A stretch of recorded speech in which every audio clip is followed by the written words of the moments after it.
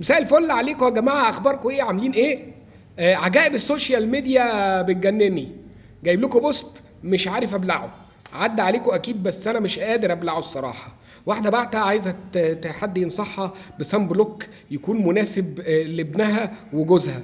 فانا مش فاهم، هل هي الشمس اتغيرت عن السنه اللي فاتت واللي قبلها؟ هل في أشعة اتضافت جديد في المنهج واحنا مش عارفين؟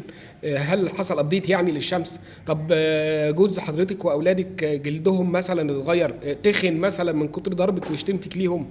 ولا حضراتكم لسه مولودين السنة دي ما حضرتوش معانا الصيف اللي فات؟ ولا اول مره تصيفوا؟ ولا حضرتك بتعرفينا ان حضرتك بتستخدمي صن بلوك؟ ما يعني طب ما تروحي للصيدلي تساليه هينصحك بحاجه كويسه، ولا حضرتك الصيدلي مثلا ضحك عليكي قبل كده واداكي حاجه اي كلام؟ طب انت حضرتك مش واثقه في الصيدلي، سيبك من الصيدلي خالص، خشي على نفس الجروب اللي حضرتك بتثقي فيه ده واكتبي سيرش سان بلوك، هيجي لك بقى اجابات مليون مره اتسال السؤال ده مثلا في ال5 سنين الاخرانيين. وهتلاقي الناس هم مجاوبين نفس الاجابات يعني. الموضوع مش صعب خالص، بدل ما حضرتك تسالي وتستني الناس تجاوب دوري هتلاقي. بس خلي بالك ما تاخديش اجابات اكتر من ابعد من 5 سنين، لان الاجابات بتاكسباير زي الصن بلوك بالظبط.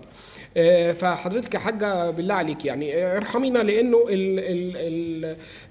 المراره خفيفه، المراره على الاخر مش هنستحمل.